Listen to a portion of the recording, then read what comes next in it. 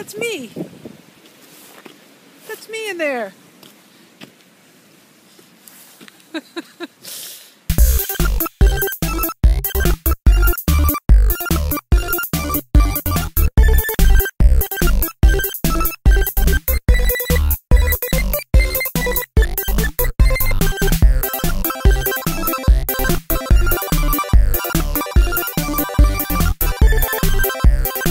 How's your dinner? Show the world of YouTube. Well, there's not much left of it. Salad, chicken salad? Mm-hmm. Delicious. Millie would like some. Oh, did you hear that noise she just made? Nope. Alright, it's a very sad moment. I have to part with this camera and they're not giving me a new one right off the bat. I have to let them try to fix it. So for like 2 weeks I'm not going to have a camera, so I'm sorry. And I'll see what I can do in the meantime. But I just wanted to fill you in and say goodbye. Bye. I'll be back, I promise.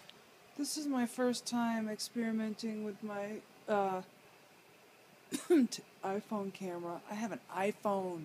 I only just recently got it. I'm going to consider it my birthday present, even though we really got it because of numerous other reasons. But anyway, it's fun. And since my other camera's in the shop, we'll see how this one does. What do you think, Mills? What do you think, girl?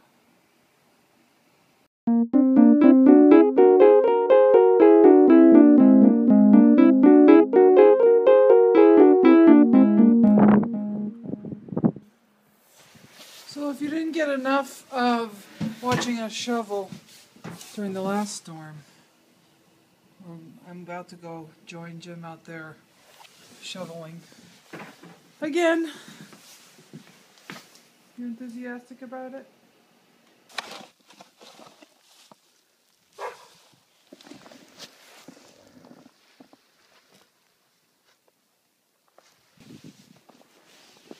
Jim's about to drive out of the driveway on his way to work, but he's still wiping snow off the car. You can see him just barely through the bushes. I hope he gets to work. I think it's pretty crazy that he's even trying. Look at the road. Well, he just drove down the street in slow motion. And the road is just covered with snow. It has not been sanded or anything. So it's crazy. He has an hour commute on a good day. So I'm feeling for him. Guess what? He did not make it into the office. I got stuck going up a hill. I couldn't make it up the hill. I had to turn around. Yep. So he's back. You're home. I'm glad you made it. I was worried you were gonna be like walking up the hill. I was gonna be like coming halfway down to meet you and bring you your boots or something. Well, I actually had boots in the car. Oh, you did? Oh, yeah. That's good. Smart. Thinking ahead. All right. I'm restless. I'm going to the spin bike. I'm going to have a big workout right there. Right there. Facing that. Facing these people. That's me, actually. Okay. Enough stalling. Nice snow day. Have you enjoyed your snow day? Sort of snow day you worked, actually. The last part of it I have. Yeah. Alright. I've got my new camera. I hope you like it. I've turned it on right now because I have something I've been avoiding doing for a long time. And in this moment, I'm going to stop that avoiding. I'm going to make this phone call. I probably won't keep it on speaker because I haven't asked anyone's permission, but we'll just let it ring. Please leave a message after the tone, and we will return your call as soon as possible when we reopen. Hi, my name is Amy. My phone number is... I wanted to make an appointment for a fitting for a post-mastectomy prosthetic, I guess you call it. But I also wanted to ask a question before I make that appointment. So that's why I'm not doing it via email. So if you could give me a call, that would be great. Thank you. Bye. The question I want to ask, which I did not leave on that message, is, can I videotape? Because I want to share the experience with you. And the reason that I've been avoiding doing this, which may sound really strange, but, well, I'm only partially avoiding it. Partially, it's just not that important to me. I work from home, you know, the people I see in my life, I don't feel like I need to have two breasts to interact with them. You know, I don't wear one at the gym. I never will. I don't wear one when I go grocery shopping or when I, you know, go to the post office or go shopping or go for a walk or any of that stuff. I don't wear them when I go to a party. I don't have one, so I have been going for, what, 2 years now with one breast. And there are moments where I think, I wonder if I would wear one if I had it now, which seems kind of weird to me now because, you know, like, sometimes I wear it and sometimes I don't. Like, won't that be as strange as just wearing it, you know, not wearing one at all?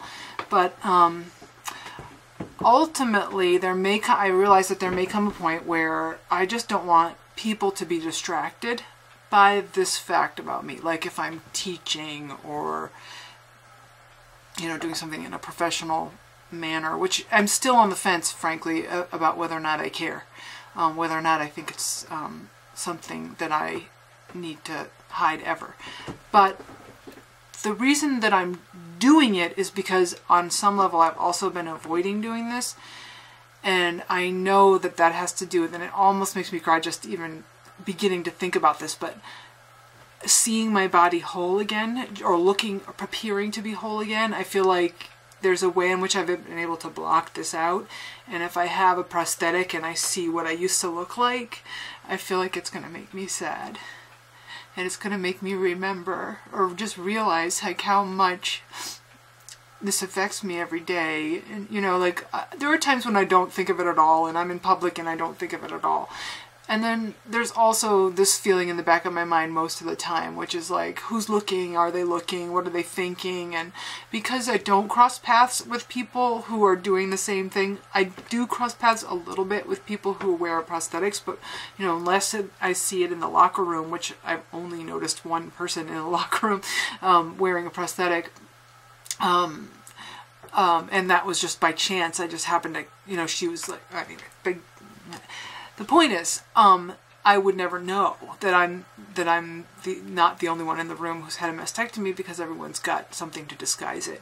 And so because there aren't a lot of women, at least not near me, who are going without a prosthetic, there's this feeling like, there's a fear that I have that people will judge me, like, why you know, on some level, even subconsciously, like, think that there's something off about me, or something crazy about me, or something like they can't deal with about me. And so I feel, in spite of all intellectual knowledge to the contrary, you know, I sometimes feel like a lot of shame about being in the world the way that I am now.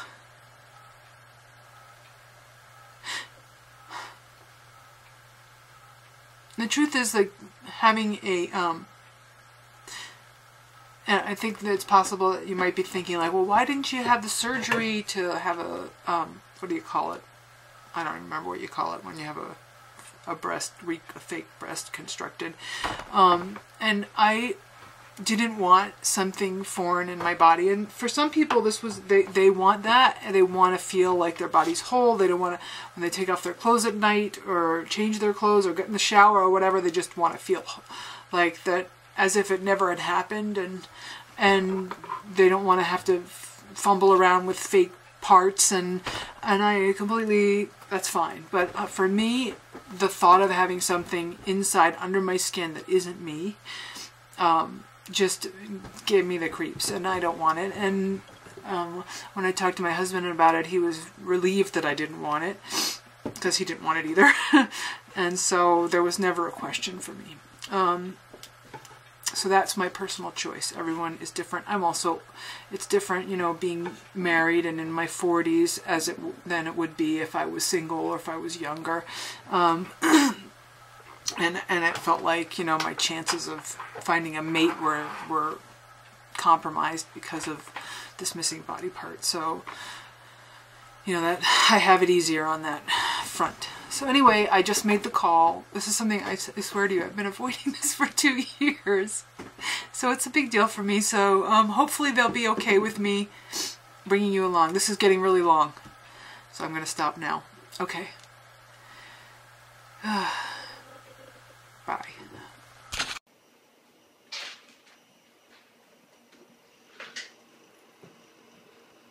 At least doing our taxes.